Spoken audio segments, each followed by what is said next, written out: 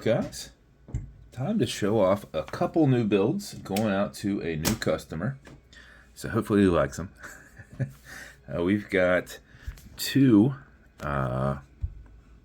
Elvis builds and did something that we have never really done before. So I'm glad it was able to work out. So he sent me over a picture of an album cover, a record cover. So we were able to actually, I'm going to show it on this one because it's a lot easier to see on this one, and we'll get to that. So what we did was I don't want to say ghosted lasered because it's not really ghosted on this one. It's more prominent here. And since this is steel, after we lasered it, after I had it, I then clear coated it several times because over time steel that's been like bared from like the laser can turn on you. So we took the album cover and lasered it out. And to do that, we're essentially lasering out the background to, I don't know, make these areas more raised. They're not necessarily raised, just everything else is lasered out. So, like, where it says sun, the letters are not lasered, but what's inside has been lasered down.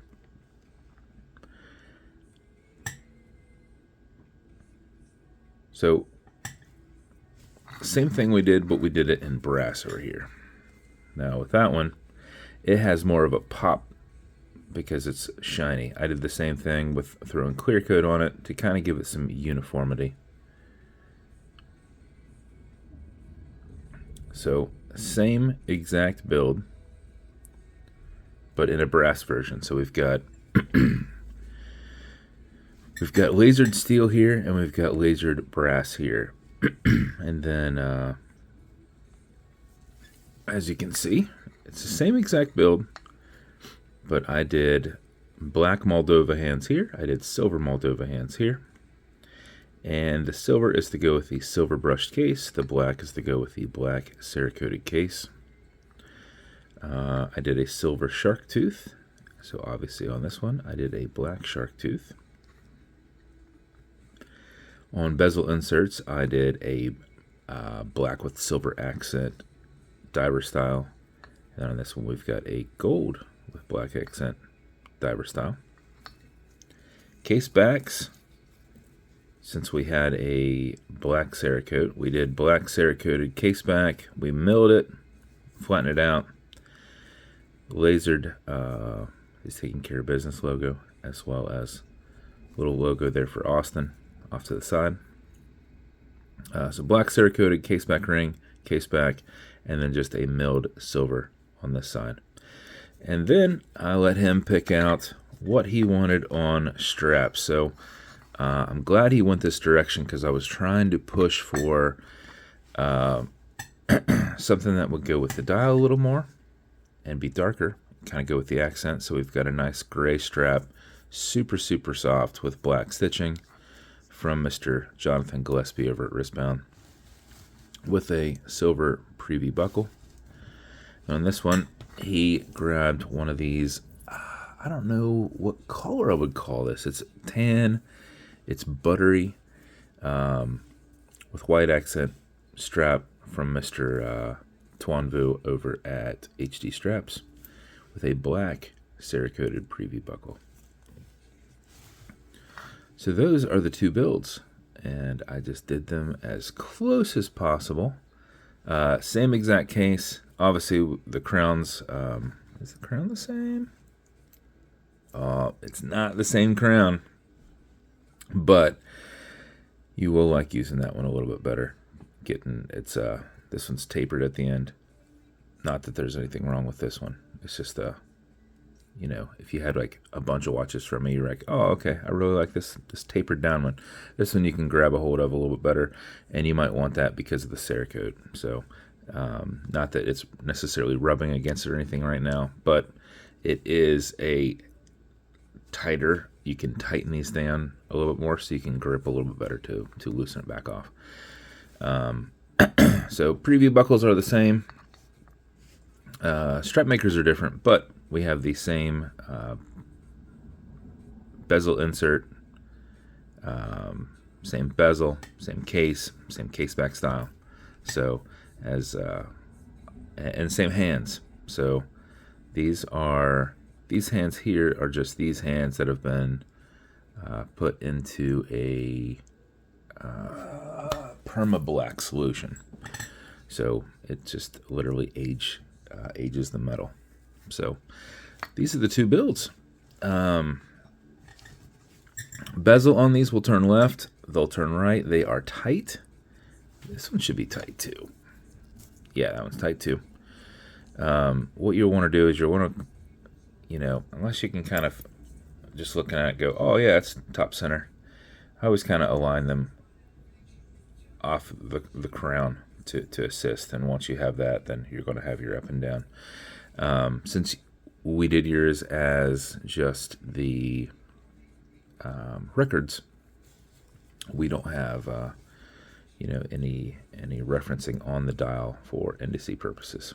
But these are held on with a tension ring, so they'll go left, they'll go right. They are not click style bezels, but I put them on very tight for you. So they'll only move if you want them to move. These are automatic mechanicals. Both of them have a rotor in the back that moves back and forth as you're moving, right? So, it's just a pendulum that's, moving just a little bit. You just can't see with this case back here, but that will keep you wound throughout the day. So as you're moving, it's winding, right? But before you put them on, you're going to want to wind them just a little bit to make sure that you are active enough to keep them wound. So I wound these up, yesterday. They're both keeping perfect time, and they're both keeping the same time. And how I do that is I back the crown off the threads. And when it's off the threads, you'll feel just a little bit of play. It doesn't kick out or anything like that, but you'll hear it start clicking because you're in the winding position. And if you see there's a little bit of play. I'm not on the crown tube, but you got clicking. At that point, you can wind. And a wind is a turn clockwise. Okay? So if you can hear, wind, not a wind. Wind, not a wind. If you do this for 4 or 5 seconds before you put it on, that will help you keep time throughout the day. If you sit there and you do it for another 4 to 5 seconds, you're going to max out your 31 plus hour power reserve on it, which is close to 36. So if like you just sat here and did this, you can't overwind it, so once it's wound up, it just deflects any additional compression on the mainspring. If you did this and then you sat it down, set the time, in about 36 hours, it's going to stop. So next, you're going to pull to the one and only click, and that is your time setting. Now you'll notice the second sand, it keeps going. This is not a hacking movement. It will just keep running, okay? So that's why, in a perfect world, I go, oh, look, I made your watches perfect. There's no way for me to do that unless I waited for one of these to die, and then I found out where that second hand is versus this second hand, and then I started winding at that exact second to make it pick up at the same exact time. That's the only way I'd be able to match these two. So, but now you can set your time. Now, one thing you'll notice is you've got a wobble crown. You're going to go, oh, something loose, something broke. No. What this does is that deflects lateral pressure from going into the stem and into the movement. So if you're wrenching on it a little bit, you're not putting input into the keyless works. You're not putting any tension or anything. It is rolling. So now you can set your time. Okay, Google, what time is it? It's 11:56 a.m. 11:56, which should be about there, right? Just like that one. Push this over, get it out of that time setting, and then wind it down. Same thing goes on this. I know it doesn't need done, but let's go ahead and do it.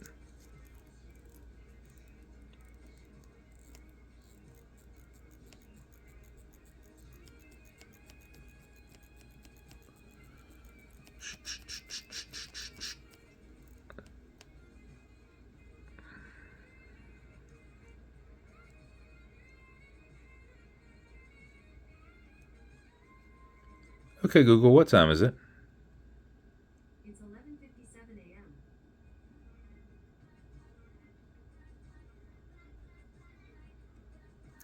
There you go. Must have been held up on a lip or something. It shouldn't be hard to get them back in. Just an FYI.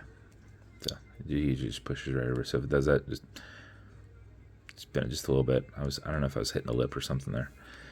But that's it, man. Those are the two builds. As with every build, you're going to get matching beads. Not everybody is cool enough to wear the beads, but maybe you are.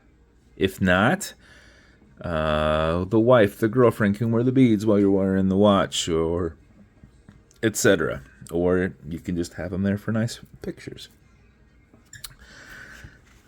Went over to my box guy, and he made you 2 slider boxes. We've got some Atlas style pillows inside. One's just a standard wood box with lasered. One is a black stained box that's been lasered. Obviously, let's see.